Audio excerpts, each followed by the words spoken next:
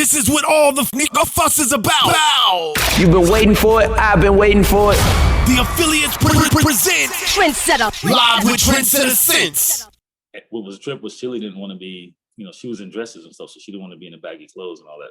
Oh, really? So it wasn't. She was not having it.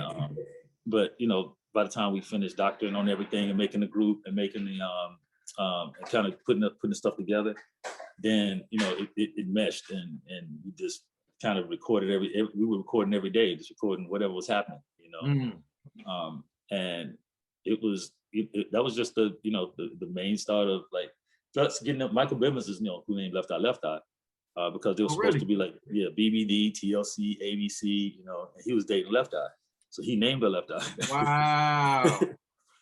Eye. Yeah, man. Before that, she was Lisa.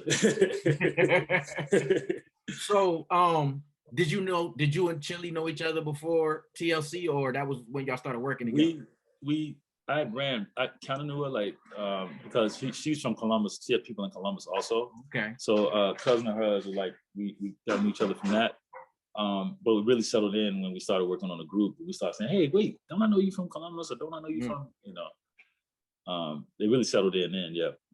And then when did y'all start getting into your relationship?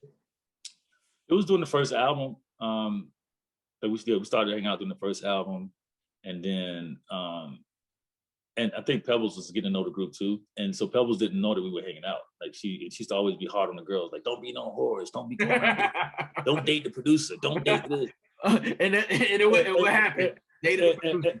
Yeah, you dated the producer, but shit, so are you. You date in LA, so what you think they're gonna say? You know what I'm saying? It's like, and so, but she didn't know she didn't know that we were really not just messing around and whatever. We was kind of kicking it hard behind her back. And when she found out, that's when she got mad and kicked her out of the group. And, really? Yeah. And I had to. You have to stand for it. So when she kicked her out of the group. Then I kept telling her, like, you're not gonna find nobody that makes any, it's gonna be hard to replace her because of the chemistry the girls got. And they went and did auditions and all this stuff. And wait, when was this? This was what time period? This was before the album came out. Before We Want to See TLC Tip came out during the process. So it was already mostly recorded already though. Some of it we had started, and wow. She was just like not having it. So I had to go back to her and be like, "You're not gonna find anybody with this chemistry, this." And yeah, we've been seeing each other. It's not that we just mess around in the studio. Like that's my girl. You just don't know it. Wow. And then she put it back in the group. But it was all kind of psychological stuff that was happening in there, between kicking her out of the group and in the group and. That making her think she couldn't sing good enough or this, that, and other, and it was just a lot of psychological trip going on. And this was before the album ever came out. This is before the first album came out. Wow. So when did you get your own label? When did Rowdy evolve? In '92, after I did TLC in LA, and Clive came to me and said, "Hey, why don't you do a label?" I was like, "I don't want to do a label, man. I'm still at Masquerade, slam dancing. I'm jumping off.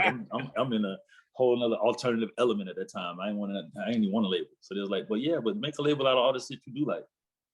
I was like, "Okay, that could be cool. Like you hang around skateboard kids, you hang around this, you hang around that. You just make a label out of what you like." So it started off in one office in LaFace, and when I said yeah, it was one office in LaFace, and then 2 weeks later, if that, LA comes to me and goes, "This got to be in New York.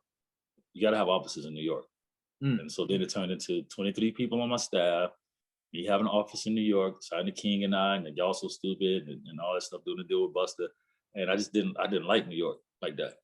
So I would go there, go to my office, open the windows, smoke some weed, shut the damn window. I'd just be in there chilling. Like. And how old were you? 21. Wow. And I didn't know how to have a staff. 21 years old. 23 people. And one day, one of my A&R people came in and said, "Hey, do you like everybody here?"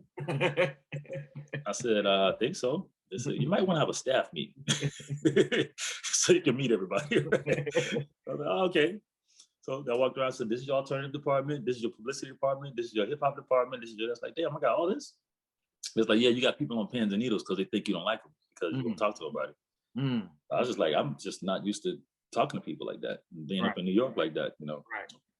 So it was then after LA signed Outkast, which I felt should have been on Rowdy because that was our whole purpose of doing Rowdy is to have a rap label, right? Right. After he signed them, I was like, okay, I'm feeling tomfoolery up here. I'm in New York, got a label with me and him, and he gonna sign Outkast to LaFace. That just didn't make sense. So I was like, I don't really want to do this. I don't want to go back home. So that's when Clive was like, well, move it, take Rowdy and go to Atlanta. I was like, no, I was thinking I was gonna leave Rowdy and go to Atlanta. Like, yeah, this shit. Like, no, take it to Atlanta. We want to, you know. I'm like, I'm about $5 million in debt at that point. You know, because of staff and the overhead and the building and all this shit that's going on. Like, you know, what was your mentality going through that? Did you feel like it was a lot of pressure? Like was you stressed out? I feel like it was just too early for me to really want to be that. You know what I'm saying? And I was kind of pushed into it before I was like at an age where I was like, hey, I want a label. I didn't even want no label when they started giving it to me. You know, they just didn't want me to go nowhere else. You know, Clive, we want Dallas to stay over here. Writing big records, man. You writing time-changing records. When I got to Atlanta, I was like, all right, well, I gotta sign something now that, you know, they ain't gonna just be alternative or hip hop because still got a balance over here. So that's when I found Monica and did her project. Because really, you know, Rowdy wasn't supposed to be. I was gonna leave all the pop and R&B stuff to LA or to Clive, and I was just gonna sign rap acts and rock acts and shit. But at that point, I had to go back and clean it up. So I was like, let me sign something I know I can do like this, you know. So I found Monica, did her record. Even with that, they were like, they thought she should be so Whitney Houston that they didn't Don't Take It Personal at first. You know, and I'm like, man, it's a 13-year-old girl singing Don't Take It Personal in the backseat of the Jeep. It ain't that serious. Backseat of the Jeep. Fire. So tell me how did you meet Monica? How did the whole introduction come together? Ryan Cameron had a talent show. And she was in it. That's right. Because you know, I was her DJ for a while, and Melinda told me the story. Yep, Monica. Ryan had the talent show. K Wells was there. Saw her. K Wells was doing A&R for Rowdy at the time. He came back and said, yo, I found this little girl, yo, she's incredible. And he brought her into the studio. She's sung The Greatest Love of All. And she had all these little Greenbrier gold chains on, these little rings and chains. You know, everybody see all a bunch of little chains and rings. And when she finished singing the song, she was like, am I done? I was like, damn, look at this girl's attitude. This girl's attitude is crazy. And we kind of based it off of that because every time they would take us somewhere, they would make us sing Greatest Love of All because they were like, she's our next Whitney Houston. I'm like, no, she's Monica. She's too young to be Whitney Houston. And so yeah, that's how we really developed a relationship with her.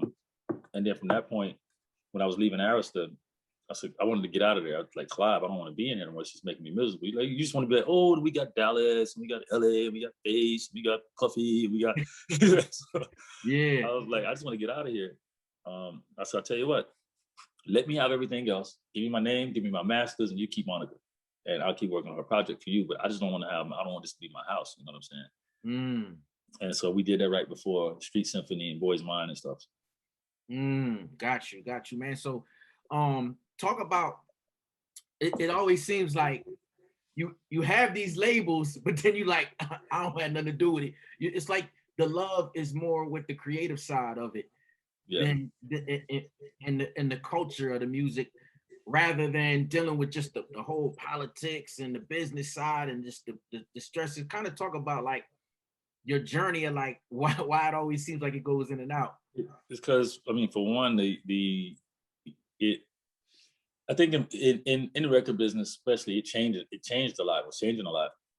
And anytime when you want to have a business, then that's a different story because now you understand why and what your business is and why you want to have it, and you all into the business part of it.